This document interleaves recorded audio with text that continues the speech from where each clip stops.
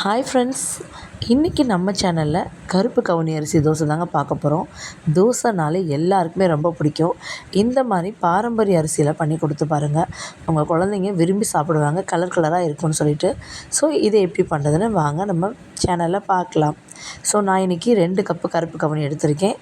1 cup idli அரிசி, ஒரு 3/4 cup உளுந்து, கொஞ்சம் வெந்தயம், நல்லா எல்லாத்தையும் வாஷ் பண்ணி எடுத்துக்கலாம். ஸோ இந்த வாட்டருமே நீங்கள் வேஸ்ட் பண்ண வேணாம். உங்கள் வீட்டில் பிளான்ட் இருந்துச்சுன்னா நீங்கள் இந்த வாட்டரை யூஸ் பண்ணிக்கோங்க. இப்போது இந்த கருப்பு கவுனி அரிசியை ஒரு 6லேருந்து 7 மணி நேரம் நல்லா தண்ணி விட்டு ஊற வச்சிடலாம். ஸோ ஊற வச்சு நான் இன்றைக்கி மிக்சியிலே நல்லா பதமாக அரைச்சி நல்லா மாவை புளிக்க விட்டு எடுத்தாச்சு. ஸோ இந்த மாதிரி தோசை பதத்துக்கு நீங்கள் இந்த மாதிரி தண்ணியாக கரைச்சிக்கலாம். உங்களுக்கு இட்லி வேணும்னா கொஞ்சம் கெட்டியாக கரைச்சி எடுத்துக்கோங்க.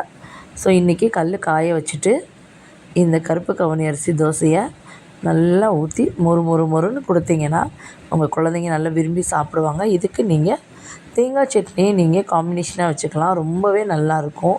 அப்பப்போ கொஞ்சம் இந்த மாதிரி ஹெல்த்தியாக நீங்கள் சேர்த்துக்கலாம். ரொம்பவே கலர்ஃபுல்லாகவும் இருக்கும், ஆரோக்கியமாகவும் இருக்கும். ஏதோ நமக்கு ஒரு திருப்தி இருக்கும், நம்ம பசங்களுக்கு கொஞ்சம் ஹெல்த்தியான லைஃப் ஸ்டைல் கொண்டுட்டு போகிறோம் அப்படின்னு. உங்களுக்கு இந்த வீடியோ பிடிச்சிருந்தால் மறக்காமல் சப்போர்ட் பண்ணுங்கள்.